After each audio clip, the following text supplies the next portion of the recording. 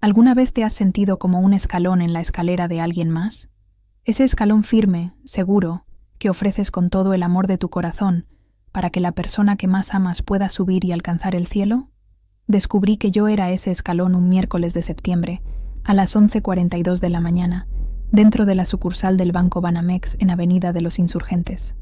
Estaba sentada frente al gerente, el joven señor Martínez, con la pluma en la mano, lista para firmar el documento que transferiría todos los ahorros de mi vida.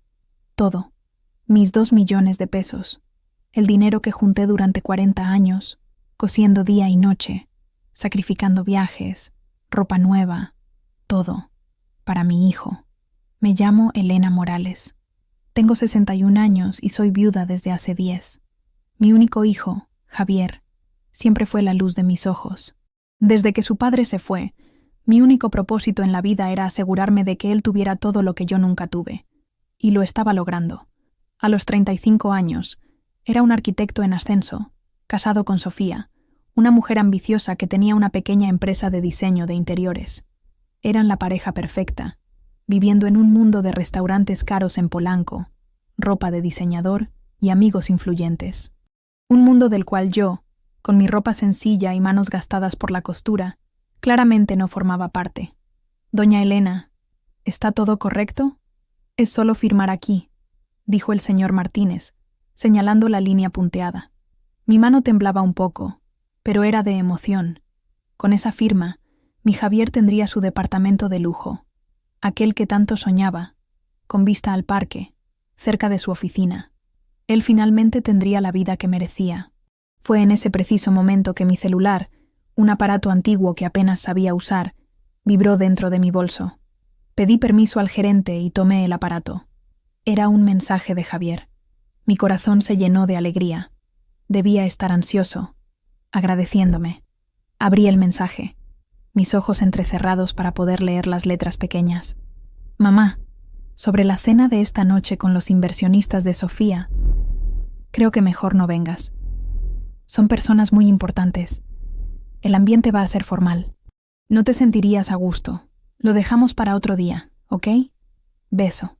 Leí el mensaje una vez, 2 veces, 3 veces. Cada palabra era una puñalada en mi pecho. No te sentirías a gusto. La traducción era clara. No encajas. Nos avergüenzas. Tu simplicidad es incómoda para nosotros. Recordé la conversación de ayer. Había comprado un vestido nuevo, sencillo, pero elegante, para la ocasión. Estaba tan emocionada por conocer a los tales inversionistas de mi nuera. «Hijo, ¿a qué hora paso por su casa?», pregunté. «No te preocupes, mamá. Pido un Uber para que te recoja», respondió, ya con un tono impaciente. Ahora lo entendía. Él nunca quiso que yo fuera. Antes de continuar, suscríbete al canal, deja tu like y escribe en los comentarios de qué ciudad nos estás observando. El señor Martínez me miraba preocupado. «¿Doña Elena? ¿Sucedió algo?». Miré el papel frente a mí, a la línea punteada que me separaba de un futuro sin ahorros, dependiendo de la buena voluntad del hijo que se avergonzaba de mí. Miré la pluma en mi mano, y entonces miré el mensaje en el celular nuevamente. No te sentirías a gusto. Toda una vida de sacrificios resumida en una excusa fría y humillante. Todos los fines de semana que pasé trabajando para pagar su universidad.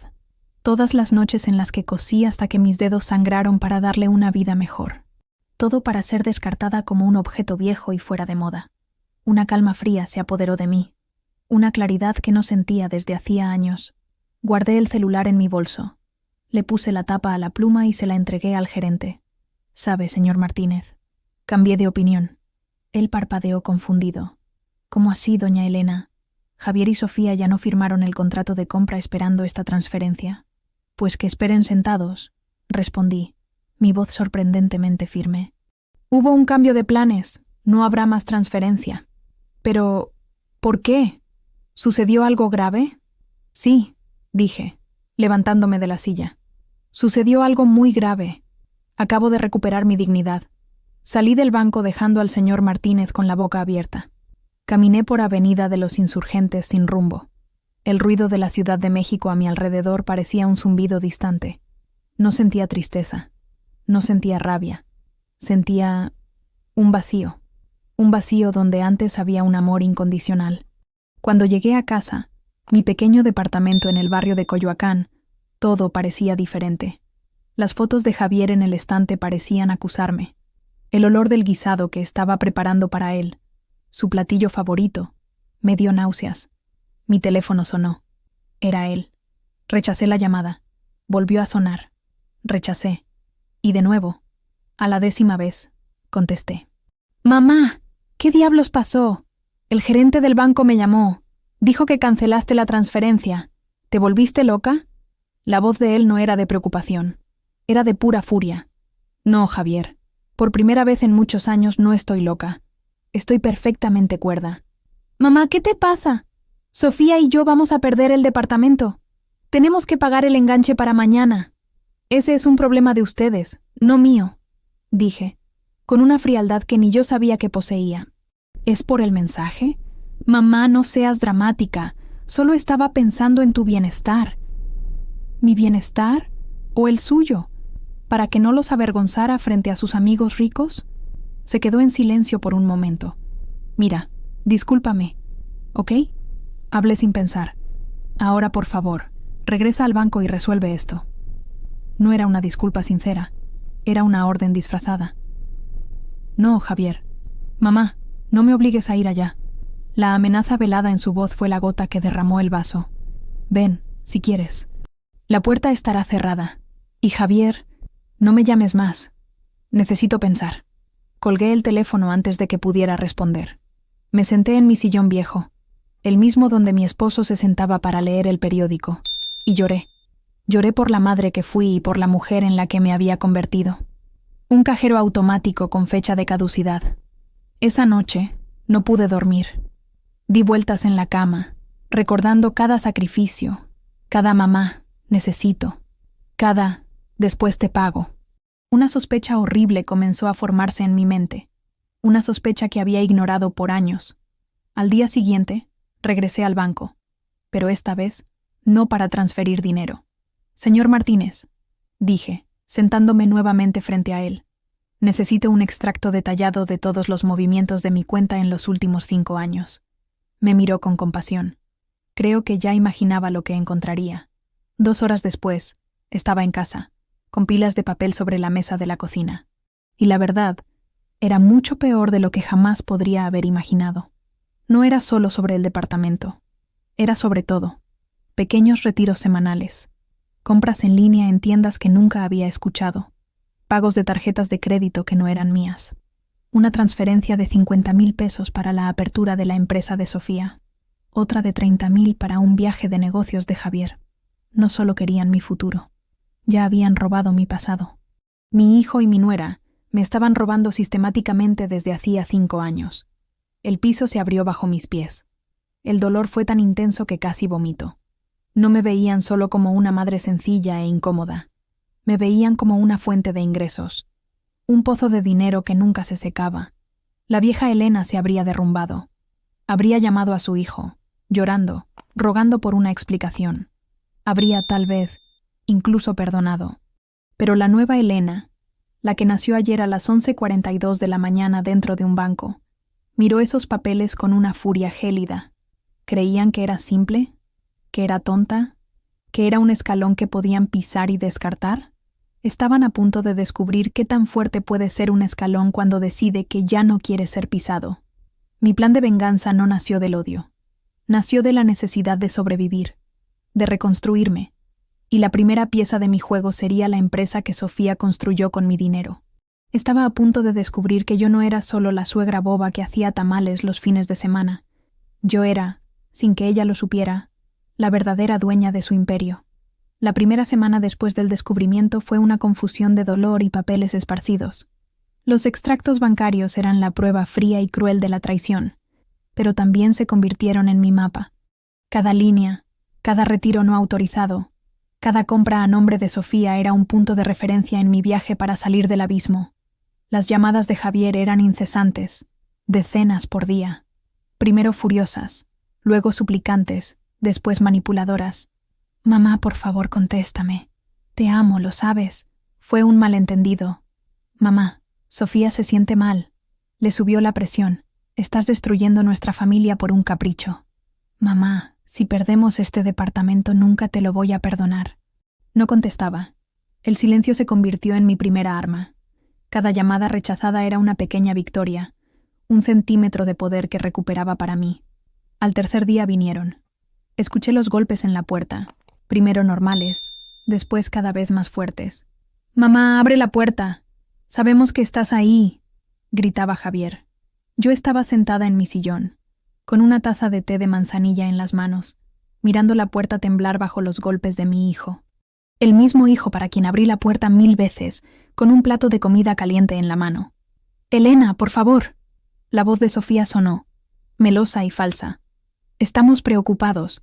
Déjanos entrar. Hablar como una familia». Familia. La palabra sonó como un insulto. Me quedé en silencio. Después de casi una hora de gritos y golpes, se dieron por vencidos. Escuché su auto alejándose calle abajo, quemando llanta. Eran como niños consentidos que no obtuvieron el dulce que querían. Esa noche, tomé mi vieja agenda de contactos. Encontré el número de una amiga de la infancia, Beatriz, cuyo hijo menor, David, se había graduado en Derecho. Siempre fue un chico serio, justo. Llamé. «David, hijo, soy Elena, amiga de tu mamá. Necesito un consejo legal. Es urgente». Al día siguiente, estaba en su pequeña oficina en el centro. Un lugar modesto, pero organizado. David Herrera era un hombre de 30 y tantos años, con ojos atentos y una expresión que inspiraba confianza. Coloqué los extractos bancarios sobre la mesa. «Quiero que veas esto, por favor». Mientras analizaba los papeles, su rostro pasaba de la sorpresa a la incredulidad y finalmente a una indignación contenida. Me miró y por primera vez en mucho tiempo me sentí vista, no como una viejita senil, sino como una mujer que había sido profundamente agraviada. «Doña Elena, esto es un robo, un fraude continuado. Podemos demandarlos penalmente. No quiero verlos en la cárcel, David. Eso no me traería paz. Quiero justicia, una justicia diferente». Señalé la línea en el extracto de 5 años atrás. Transferencia de 50.000 pesos. Motivo: apertura de la empresa Espacios Sofía. «Recuerdo ese día», dije. «Javier me dijo que era una inversión, una oportunidad única. Dijo que Sofía me pagaría con intereses. Le creí». David se inclinó hacia adelante, interesado. «Doña Elena, este es el hilo de la madeja. Si el capital inicial de su empresa fue dinero robado de usted, legalmente, usted tiene derechos sobre esa empresa. Fue construida sobre una base fraudulenta. Una idea comenzó a formarse.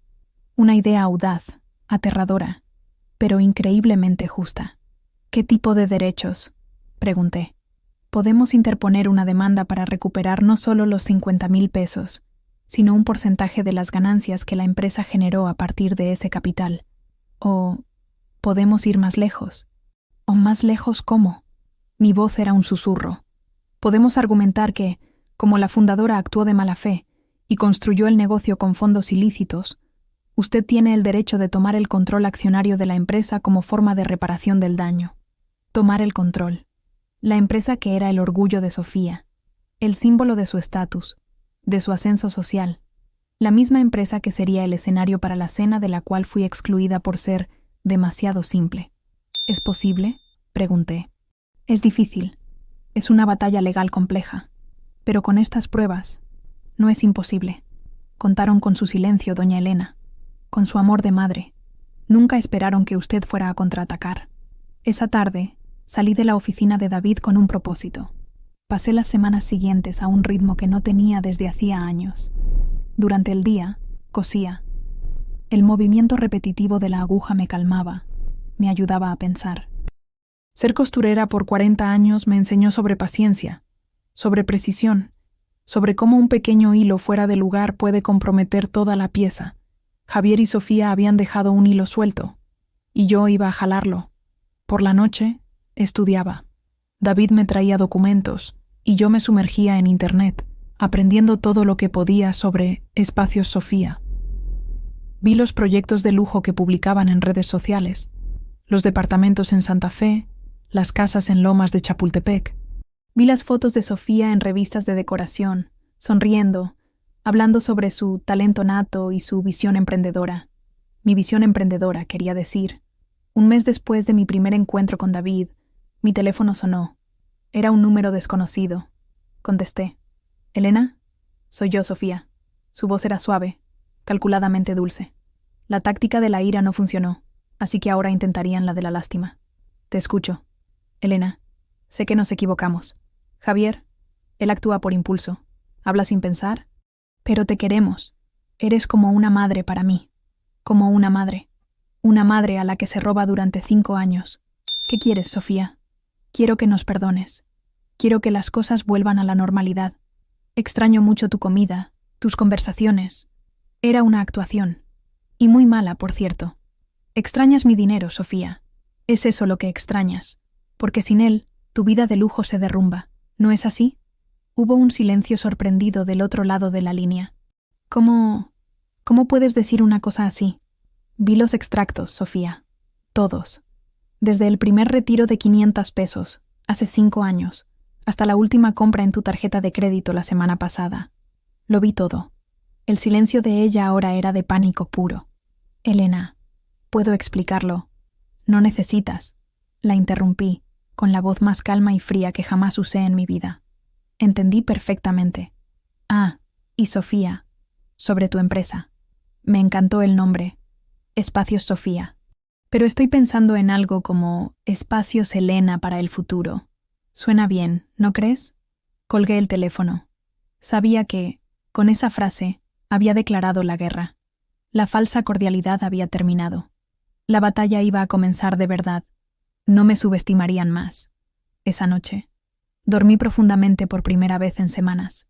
El dolor aún estaba ahí, un agujero en mi pecho que tal vez nunca cicatrizara por completo. Pero ahora, junto al dolor, había otra cosa. Determinación. Ya no era una víctima. Era la oponente, y estaban a punto de descubrir que la simple costurera de Coyoacán sabía muy bien cómo cortar la tela y dar las puntadas finales. La llamada a Sofía fue como meter un palo en un avispero. La paz duró exactamente 2 horas. Fue el tiempo que tardaron en manejar desde su lujoso departamento en Polanco hasta mi tranquila calle en Coyoacán. Esta vez, no hubo golpes en la puerta. Escuché una llave girando en la cerradura. Javier aún tenía la copia que le di años atrás, para emergencias. La puerta se abrió con un estruendo, golpeando la pared. Entraron como un huracán. Javier adelante, con el rostro rojo de ira.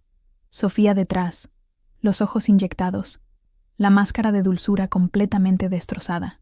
«¿Qué historia es esa de Espacios Elena?», gritó Javier, tirando la bolsa de diseñador de Sofía al suelo. «¿Te volviste loca? ¿Estás senil?»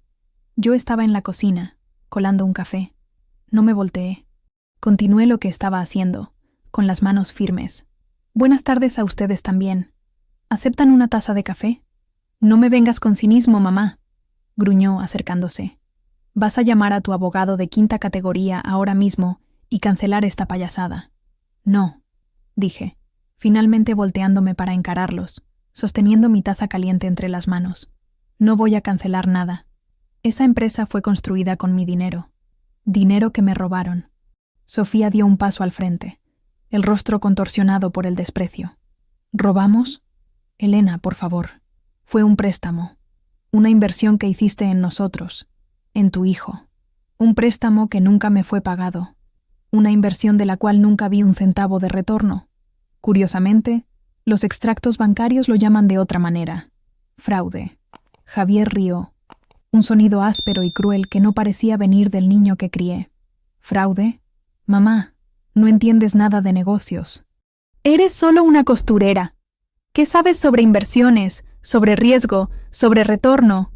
Sofía y yo tomamos ese dinero y lo multiplicamos. Creamos un imperio. Deberías estar agradeciéndonos». «¿Agradeciéndoles por haberme robado?» «Sí», explotó. «Por lo menos tu dinero sirvió para algo. Iba a quedarse enmoheciéndose en el banco hasta que murieras. Nosotros le dimos un propósito. Le dimos un propósito a tu vidita mediocre. Vidita mediocre». Cada palabra era un martillazo, quebrando los últimos restos de la imagen que tenía de mi hijo. Ahí, frente a mí, no estaba mi Javier. Era un extraño. un monstruo creado por la ambición y el dinero. ¿Y ahora quieres tomar la empresa de Sofía?, continuó, gesticulando descontroladamente. ¿La empresa que ella construyó con el sudor de su frente, trabajando día y noche? Con el sudor de su frente y con el dinero de mis ahorros, corregí, mi voz peligrosamente tranquila. El sudor de mi frente también está ahí, Javier. El sudor de 40 años inclinada sobre una máquina de coser. Fue Sofía quien dio el golpe final. Se acercó hasta quedar a centímetros de mi rostro. Su perfume caro me sofocaba. «Escucha aquí, vieja ingrata», susurró, la voz llena de veneno. ¿De verdad crees que alguien como tú podría dirigir una empresa como la mía? ¿Tú, con tu ropa barata y tu olor a naftalina? No serías ni siquiera contratada para limpiar el piso de mi oficina. Eres simple, Elena, simple y pobre. Y eso es lo que vas a seguir siendo. Tu lugar es aquí, en este departamento cayéndose a pedazos, haciendo tus trapos viejos. Aléjate de mi vida, aléjate de mi empresa. Me miró de arriba abajo con asco, el mismo asco que se le tiene a un insecto. La humillación fue total, completa, peor que el mensaje de texto, peor que los extractos bancarios. Era la confirmación cruda y verbal de que, para ellos, yo era basura. «Salgan de mi casa», dije, la voz baja, pero cargada con todo el peso de mi dolor y de mi recién descubierta furia. «Nos vamos a ir», dijo Javier, «pero esto no va a quedar así. Te vas a arrepentir de haber nacido, vieja estúpida». «Ah, y antes de que se me olvide», dijo Sofía, deteniéndose en la puerta. «El abogado de tu hijo llamó. El departamento. Lo perdimos. El enganche no se pagó a tiempo. Todo por tu culpa. Espero que duermas bien esta noche sabiendo que destruiste el sueño de tu único hijo». Salieron, azotando la puerta con una fuerza que hizo que los cuadros en la pared temblaran. Me quedé parada en medio de la sala, la taza de café aún en mis manos, ahora fría. El silencio que siguió era más ensordecedor que los gritos. Destruí el sueño de mi hijo. ¿Pero qué sueño era ese? ¿Un departamento de lujo comprado con el dinero robado de su propia madre? ¿Una vida de apariencias construida sobre la base de la mentira y la crueldad? Aquel no era un sueño, era una pesadilla. Y yo acababa de despertar. La semana siguiente, David presentó la demanda. La notificación formal llegó a la oficina de Espacios Sofía. El efecto fue inmediato. Clientes comenzaron a llamar, preguntando sobre la disputa de sociedad. Proveedores suspendieron el crédito. La reputación que Sofía tardó años en construir comenzó a derrumbarse en cuestión de días. Lo intentaron todo. Sus abogados me ofrecieron un acuerdo. Devolverían 100.000 pesos, el doble del préstamo inicial, para que retirara la demanda. Me negué. Entonces, cambiaron de táctica. Comenzaron a difundir rumores.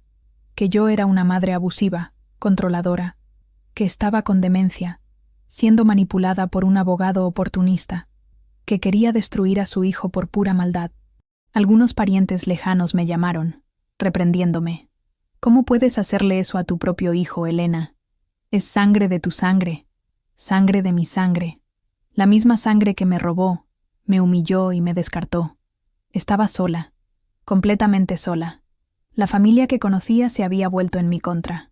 La sociedad me juzgaba. Y el hijo, a quien dediqué cada respiración de mi vida, ahora me odiaba con todas sus fuerzas. Fui expulsada, no físicamente, sino emocionalmente. Me arrancaron del lugar que siempre ocupé, el de madre. Ahora yo era solo la enemiga, la adversaria, la vieja que se negaba a quitarse del camino. Ese viernes por la noche, estaba sentada en mi sillón, en la oscuridad. El departamento estaba silencioso. Ya no tenía para quién cocinar. Ya no tenía quien me llamara para pedirme un favor. Ya no tenía un hijo. El dolor era físico. Un peso en el pecho que dificultaba la respiración. Era el fondo del pozo. La soledad absoluta. Había perdido todo. Mis ahorros, mi familia, mi propósito. Miré una foto antigua en el estante. Yo, joven, sosteniendo a Javier en brazos el día de su bautizo. Era tan pequeño, tan puro. Besaba su frente, prometiéndole un mundo de amor y protección. ¿Dónde fue que me equivoqué? ¿Dónde ese bebé se transformó en el monstruo que me humilló en mi propia casa? Las lágrimas que contuve por semanas finalmente vinieron. Un llanto silencioso, convulsivo, de una madre que acababa de enterrar a su hijo, aunque estuviera vivo. Tenía dos opciones: ahogarme en ese dolor o usarlo como combustible, dejar que la soledad me consumiera o transformarla en fuerza. Me dijeron cuál era mi lugar: una costurera vieja en un departamento cayéndose a pedazos. Tal vez, pero se olvidaron de algo sobre las costureras. Somos expertas en remendar lo que está roto, en transformar trapos viejos en algo nuevo y fuerte. Yo estaba rota. Estaba en pedazos, pero ahí, en el fondo del pozo, en la oscuridad de mi soledad, decidí que iba a remendarme. Iba a construir algo tan fuerte, tan inquebrantable, que jamás podrían destruir. La batalla legal era solo el comienzo. La verdadera venganza sería mi reconstrucción. El fondo del pozo no es un lugar ruidoso. Es un silencio profundo y frío. Después de que se fueron, la adrenalina de la ira se disipó, y lo que quedó fue un eco. El eco de sus palabras: vidita mediocre, vieja estúpida, te vas a arrepentir de haber nacido. En los primeros días, la soledad fue casi un alivio. Nadie llamaba, nadie tocaba la puerta, nadie me humillaba. Pero después de una semana, el silencio comenzó a pesar. Mi casa, que siempre fue mi refugio, se convirtió en una prisión. Cada rincón guardaba una memoria de Javier, un recuerdo de una vida que ya no existía. Dejé de cocinar. ¿Para qué? Comía pan con queso, de pie, en la cocina. Dejé de arreglar la casa. ¿Para quién? Dejé que el polvo se acumulara sobre los muebles, sobre las fotos de familia que no tuve el valor de guardar. Dejé de coser. Mis manos, que siempre fueron mi orgullo, parecían inútiles. El mundo exterior también se volvió hostil. Cuando iba al mercado del barrio, sentía las miradas. Las vecinas que antes me saludaban con un «Buenos días, doña Elena», ahora desviaban el camino o susurraban entre sí. Los rumores que Javier y Sofía difundieron habían funcionado. Yo era la madre monstruo, la vieja loca que estaba demandando a su propio hijo por dinero. Una tarde, mi prima Lidia, la única que aún hablaba conmigo, me llamó. «Elena, sé que estás sufriendo, pero ¿demandar a Javier? ¿No es un poco demasiado? Es tu hijo. Lidia, él me robó, me humilló. Ay, Elena, los hijos son así. Dicen cosas sin pensar. ¿Y qué madre nunca ayudó a un hijo con dinero? Estás vieja. ¿Vas a llevar ese rencor a la tumba?» Colgué el teléfono. Hasta la poca familia que me quedaba no entendía. Para ellos, el amor de madre debía ser incondicional, ciego, un tapete para ser pisado cuantas veces fuera necesario. Nadie veía a la mujer detrás de la madre. Nadie veía mi dolor. Toqué fondo una noche lluviosa de noviembre. Estaba revolviendo un baúl antiguo, buscando no sé qué, y encontré el primer par de zapatitos de lana que hice para Javier. Eran tan pequeños. Los sostuve en la mano y el dolor me sofocó. Me senté en el piso frío, abracé mis rodillas y lloré. Lloré por horas. No un llanto de ira, sino un llanto de luto profundo. Estaba de luto por el hijo que perdí, por la abuela que nunca sería, por la vida que soñé y que se transformó en cenizas. En ese momento, creí en todo lo que dijeron. Era una vieja sola, amargada, inútil. Mi vida había terminado. Me quedé dormida ahí, en el piso, y soñé con mis telas. En el sueño, estaba envuelta en metros y metros de tela, sofocándome. Intentaba liberarme, pero cuanto más luchaba, más apretada la tela se volvía. Desperté asustada, con el corazón disparado. Fui a mi pequeño cuarto de costura. Estaba un desastre. Retales por el piso, hilos enredados, la máquina de coser cubierta de polvo. Sofía tenía razón. Era un cuarto de trapos viejos.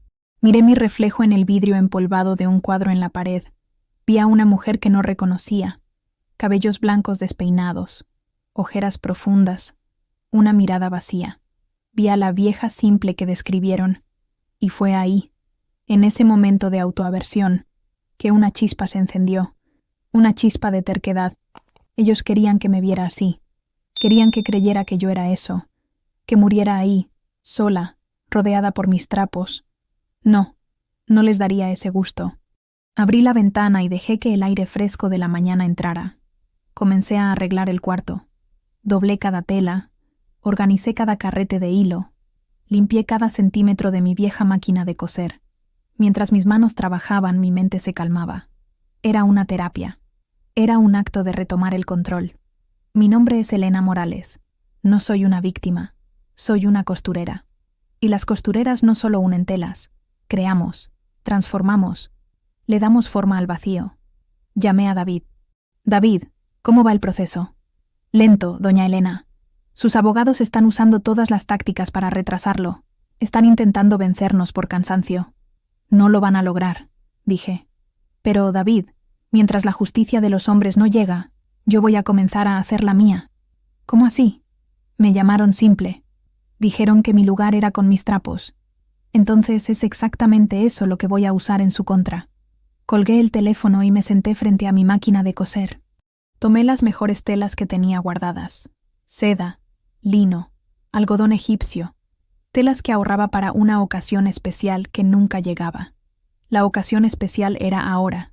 Comencé a dibujar, a cortar, a coser, no los manteles y los arreglos que hacía para los vecinos. Comencé a crear piezas de verdad, blusas, faldas, vestidos.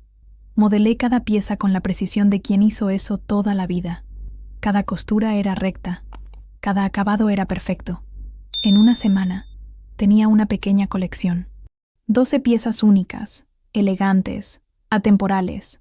Fotografié cada pieza con mi celular antiguo, contra la pared blanca que yo misma pinté. Creé una página en Instagram, como David me enseñó. La llamé Hilos de Elena. En la descripción, escribí: la simplicidad es la mayor sofisticación. Piezas únicas, hechas a mano, por una vida de experiencia. Le pedí a la hija de mi prima Lidia, una muchacha de 20 años que siempre le gustaron mis cosas, que lo difundiera entre sus amigas. El primer día, nada. El segundo, un me gusta. El tercero, una pregunta sobre el precio. Al final de la primera semana, había vendido 2 piezas. No era mucho dinero, pero no se trataba del dinero. Se trataba de la prueba de que mis manos aún eran capaces de crear belleza, la prueba de que mi vidita mediocre tenía valor. Mientras la batalla legal se arrastraba en los tribunales, mi revolución silenciosa ocurría en mi pequeño departamento en Coyoacán. Estaba transformando mis trapos en arte. Estaba transformando mi dolor en propósito. Javier y Sofía, demasiado ocupados con sus abogados y su vida social en ruinas, no tenían idea de lo que estaba sucediendo. Para ellos, yo seguía siendo la viejita llorando en la oscuridad. No podrían estar más equivocados. El llanto se había secado, y la mujer que intentaron borrar estaba, hilo por hilo, cosiéndose de vuelta a la vida, más fuerte, más colorida y más peligrosa que nunca. Mientras la batalla legal se arrastraba por los pasillos silenciosos del juzgado, mi pequeña revolución cobraba vida en mi cuarto de costura. Hilos de Elena comenzó como un susurro, una forma de probarme a mí misma que aún existía. Pero, para mi sorpresa, el susurro empezó a ser escuchado. Las amigas de la hija de mi prima compraron las primeras piezas. Después, sus madres. En 2 meses, tenía una lista de espera. Mujeres de 40, 50, 60 años, cansadas de la moda desechable de los centros comerciales, se encantaron con la calidad de mis telas y la perfección de mis costuras. No compraban solo una blusa, compraban una historia, una pieza hecha por manos que entendían el valor del tiempo y del cuidado. Usaba el dinero que ganaba para reinvertir, compraba telas mejores, una iluminación nueva para mi cuarto de costura e incluso un celular nuevo para tomar mejores fotos. Por primera vez en la vida, estaba construyendo algo que era solo mío. La ayuda inesperada llegó una tarde de martes, en forma de un correo electrónico. Para Hilos de Elena de Valeria Garza. Asunto: una admiradora y una ex empleada. Mi corazón se aceleró. Abrí el correo con las manos temblorosas. Estimada doña Elena, mi nombre es Valeria. Fui diseñadora senior en Espacios Sofía por 3 años. Renuncié hace 2 meses. No voy a entrar en detalles, pero digamos que no estaba de acuerdo con las prácticas creativas de contabilidad de la empresa. Recientemente, vi su trabajo en Instagram y quedé absolutamente encantada. La elegancia, la calidad, es arte. Fue una amiga quien me contó su historia. La historia detrás de Hilos de Elena. Doña Elena, no sé qué pretende con su demanda, pero sé que Sofía y Javier son maestros en esconder dinero y manipular la verdad. Tratan a las personas como desechables, sean empleados o la propia familia. Tengo documentos, correos electrónicos, hojas de cálculo, presupuestos inflados, pruebas de cómo desviaban dinero de clientes y usaban materiales de calidad inferior, cobrando por materiales de primera. Pruebas de que la visión emprendedora de Sofía fue construida sobre una montaña de mentiras y fraudes, mucho antes de que comenzaran a robarle a usted. Si su abogado considera que esto puede ser útil, estoy a su disposición.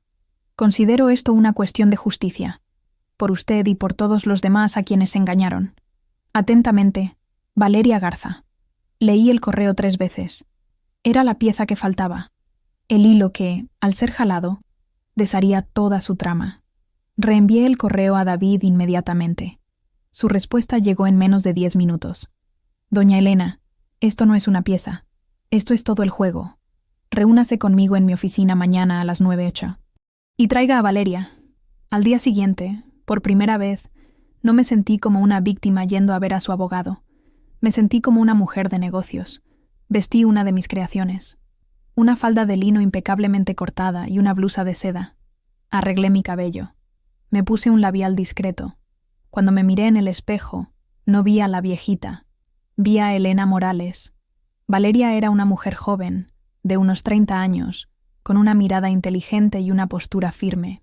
En la oficina de David, abrió su computadora y, por 2 horas, nos mostró el funcionamiento interno de Espacios Sofía. Era un esquema elaborado de facturas falsas, pagos a proveedores fantasma y desvío de dinero de clientes. El fraude que cometieron conmigo no era un caso aislado. Era el modus operandi de la empresa. Con esto, dijo David, apenas conteniendo la emoción, ya no solo tenemos un caso civil de disputa familiar, tenemos un caso penal de fraude, asociación delictuosa y evasión fiscal. Están acabados. ¿Qué hacemos ahora?, pregunté. Ahora acorralamos a la presa, respondió David, con un brillo en los ojos. El plan de justicia se trazó ahí mismo. No iríamos directamente a la policía. Eso llevaría años de investigación y les daría tiempo para esconder lo que quedaba del dinero. Iríamos a la yugular. David preparó un expediente. Un resumen de todas las pruebas que teníamos. Mis estados de cuenta, los correos de Valeria, las hojas de cálculo de doble contabilidad, las facturas fraudulentas. Era una bomba. Entonces, envió una sola carta a los abogados de Javier y Sofía. Estimados colegas, nos gustaría proponer una reunión final para discutir un acuerdo en el caso Morales versus Morales San Ruiz. Sugerimos que sus clientes estén presentes, ya que la propuesta que haremos es de naturaleza definitiva e irrevocable. Tenemos nuevas evidencias que hacen un juicio innecesario y, francamente, catastrófico para sus clientes. Esperamos confirmación de fecha y hora. La respuesta llegó en menos de un día.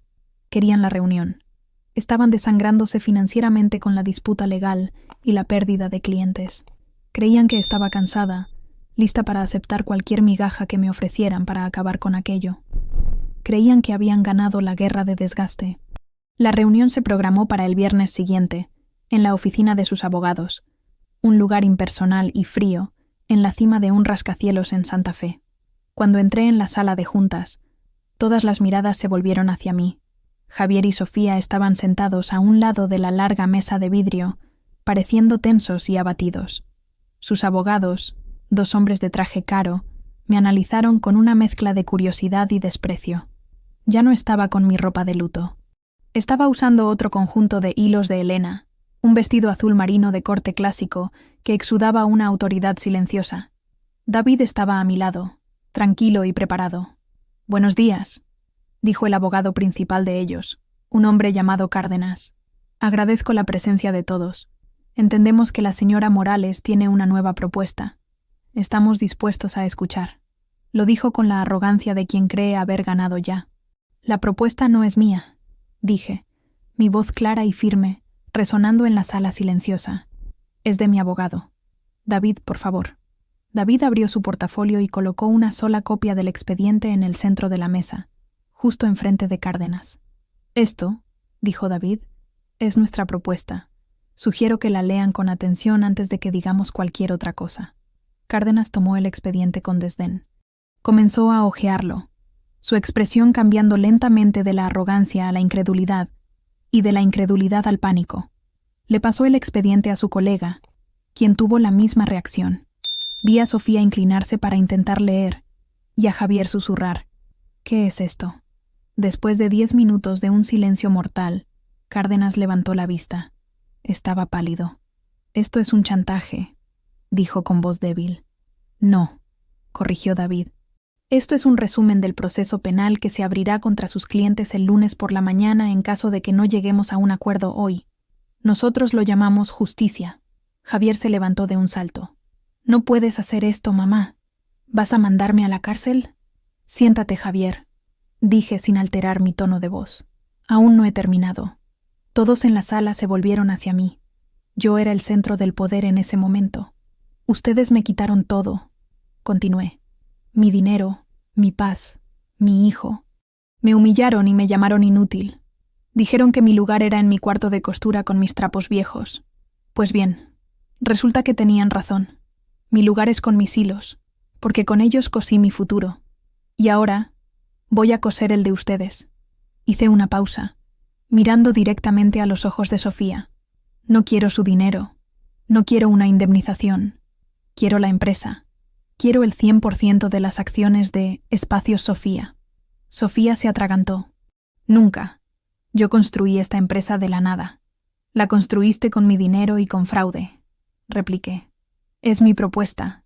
Me entregan la empresa, libre de deudas, que pagarán con lo que aún les queda.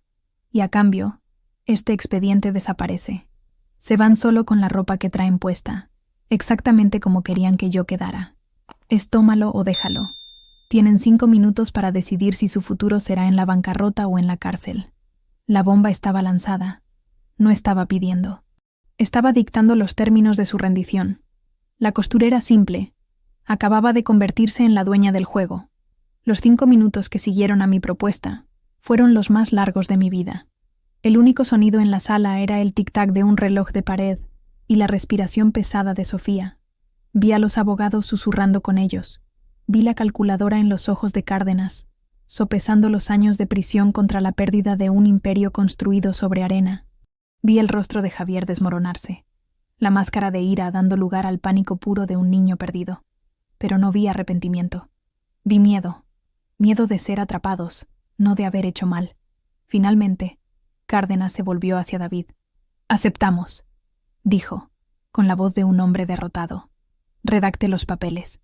Sofía soltó un sollozo, enterrando el rostro en las manos. Javier me miró.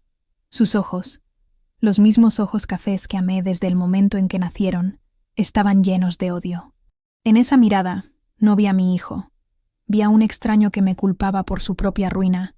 Fue la despedida final, la confirmación de que el Javier que crié ya no existía. Firmaron los papeles ahí mismo. Cada firma de Sofía era un trazo de ira en el papel, transfiriéndome la empresa que era su orgullo. Cuando terminaron, se levantaron y salieron sin decir una palabra. No miraron atrás, simplemente desaparecieron de mi vida, como humo. No sentí alegría, no sentí ganas de celebrar. Sentí un alivio profundo y melancólico. La justicia, descubrí, no sabe a champán. Sabe a paz. Una paz quieta y un poco amarga. El lunes siguiente, entré en la oficina de mi nueva empresa. El lugar era exactamente como Sofía. Moderno, frío, impersonal. Fui recibida por Valeria, a quien había contratado como mi mano derecha. Reunimos a los pocos empleados que quedaban. Les expliqué, con honestidad, el cambio de propietario y la nueva filosofía de la empresa. Dije que todas las prácticas fraudulentas del pasado habían terminado, que, a partir de ese día, construiríamos un negocio basado en la honestidad y el respeto. Algunos renunciaron. Otros, cansados del ambiente tóxico de Sofía, decidieron quedarse y dar una oportunidad. Lo primero que hice fue cambiar el nombre. No a Espacios Elena, eso sería pequeño, una venganza personal. La renombré Tela en Raíz. Tela, por las telas que siempre fueron mi vida. Raíz, por los orígenes, por la honestidad, por la fuerza que viene de la tierra. Tela en Raíz nació con un propósito diferente. En vez de decorar departamentos de lujo para millonarios, comenzamos a buscar proyectos con alma. Reformamos un ala de un orfanato local gratuitamente. Creamos espacios de convivencia en asilos para ancianos. E integré hilos de Elena al negocio, creando un taller dentro de la empresa. Contraté a otras 2 costureras de mi edad, mujeres talentosas que, como yo, habían sido dejadas de lado por el mercado laboral. Juntas, comenzamos a crear no solo ropa, sino también cortinas, cojines, toda la parte textil de nuestros proyectos de diseño. Mi lugar con los trapos viejos se convirtió en el corazón pulsante de la empresa. 6 meses después, con la empresa ya estabilizada y dando ganancias, una ganancia honesta, tomé la decisión final de mi venganza silenciosa. Tomé una parte de los fondos que la empresa generó e hice algo que mi hijo nunca logró hacer. Compré el departamento, ese mismo departamento de lujo con vista al parque, el pivote de todo mi dolor, el símbolo de la ambición y la traición de ellos. Cuando pisé ese lugar por primera vez, con la llave en la mano, no vi el sueño de Javier. Vi un espacio vacío, frío, sin historia, y decidí darle una historia de verdad. No me mudé allí. Continué en mi pequeño y amado departamento en Coyoacán. En cambio, transformé ese lugar en la sede de un nuevo proyecto. Creé la Fundación Recomenzar, un lugar para mujeres mayores de 50 años que, como yo, pasaron por traiciones, abandonos o simplemente se sintieron invisibles. El departamento de lujo, con sus amplias habitaciones y vista inspiradora, se convirtió en un espacio de acogida. Ofrecemos apoyo legal con el despacho de David, apoyo psicológico y, lo más importante, talleres de capacitación profesional impartidos por Tela in Raíz. Enseñamos costura, artesanía, gestión de pequeños negocios. Les damos a estas mujeres las herramientas para que puedan, hilo a hilo, coser sus propias vidas de vuelta. La mejor venganza no fue tomar lo que era de ellos. Fue transformar el símbolo de mi humillación en el símbolo de la redención de muchas otras. Sobre Javier y Sofía, nunca más tuve noticias directas. Escuché por un primo lejano que vendieron todo lo que tenían para pagar las deudas que el abogado descubrió y se mudaron a una ciudad pequeña en el norte del país. Viven una vida modesta, anónima, la vida que tanto despreciaban. No fueron a la cárcel, pero recibieron una sentencia tal vez peor para personas como ellos: la irrelevancia. Fueron borrados por su propio egoísmo. Hoy, a los 63 años, mi vida es más plena de lo que jamás imaginé. Ya no soy la mamá de alguien. Soy doña Elena, la fundadora de Tela in Raíz y de la Fundación Recomenzar. Paso mis días entre telas y hojas de cálculo, entre proyectos de diseño y las historias de mujeres increíbles que están redescubriendo su fuerza. Mi casa ya no es silenciosa. Está siempre llena de amigas, de alumnas, de vida.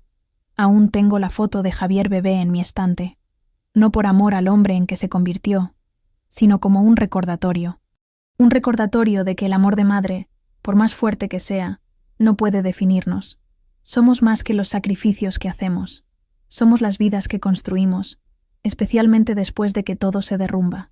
Creían que humillarme por ser simple era el final de mi historia. Pocos sabían que era solo el comienzo. Me dieron el dolor, y con él cosí mi libertad. Y esa, descubrí, es la única venganza que vale la pena. ¿Qué te pareció la historia de Elena? Historias de superación como la de ella nos muestran que nunca es tarde para redefinir quiénes somos y transformar nuestros mayores dolores en nuestras mayores fuerzas. ¿Tú has tenido que recomenzar? Comparte tu historia en los comentarios. Vamos a inspirarnos unas a otras a tomar los hilos sueltos de nuestras vidas y tejer un futuro del cual podamos estar orgullosas. Dale like y suscríbete al canal para más historias que te emocionarán. Y no olvides activar la campanita para no perderte ningún video nuevo. Ya tengo una nueva historia esperando por ti que te dejará aún más emocionado.